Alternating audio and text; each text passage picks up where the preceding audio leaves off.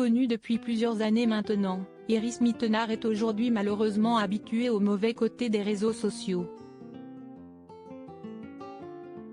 Elle fait notamment l'objet d'une question récurrente sur la toile comme elle a pu le confier en interview. Et pas que de la part des internautes. Depuis le 7 juillet dernier, Iris Mittenard est de retour à l'antenne sur TF1 dans la nouvelle saison de Ninja Warrior. Comme précédemment, elle est accompagnée de Denis Brognard et Christophe Beaugrand pour commenter les passages des candidats de cette édition. Pour en parler, l'ancienne Miss France et Miss Univers a accordé une interview à Télé 7 jours, parue ce lundi 17 juillet. Mais outre le programme de la Une, elle a eu l'occasion de parler d'un sujet récurrent, le harcèlement sur les réseaux sociaux. Car, comme beaucoup de stars, Iris Mittenard n'échappe pas aux critiques de la part des internautes, ce qui la pousse parfois à pousser des coups de gueule. Elle se réjouit néanmoins d'avoir en majorité des abonnés bienveillants. J'ai une communauté de gens qui m'ont vu grandir.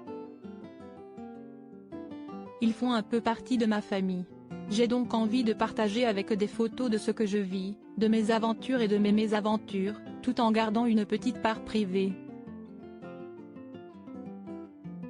Mais, aujourd'hui, la limite est dure à définir, a-t-elle toutefois constaté. Nos confrères lui ont d'ailleurs rappelé que certains pouvaient se monter très intrusifs, notamment autour de la question des enfants.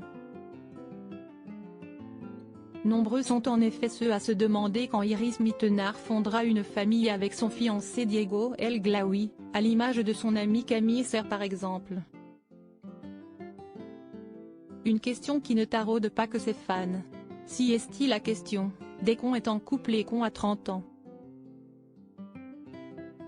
Mais je n'ai pas besoin d'aller sur Instagram. J'ai des parents et des grands-parents pour me la poser, rire, a-t-elle fait savoir. En attendant d'avoir des enfants, Iris Mittenard va en tout cas déjà passer le cap du mariage. En couple avec l'influenceur depuis septembre 2019, ils se sont fiancés l'été dernier, en août 2022. Un peu plus tard, elle livrait de premiers détails sur la cérémonie qui devrait mêler du traditionnel et du loufoque. Je vais faire une jolie cérémonie qui sera évidemment émouvante, mais j'ai 2 ou 3 petites idées pour la soirée qui risquent d'être surprenantes, assurait-elle pour Télé Loisirs.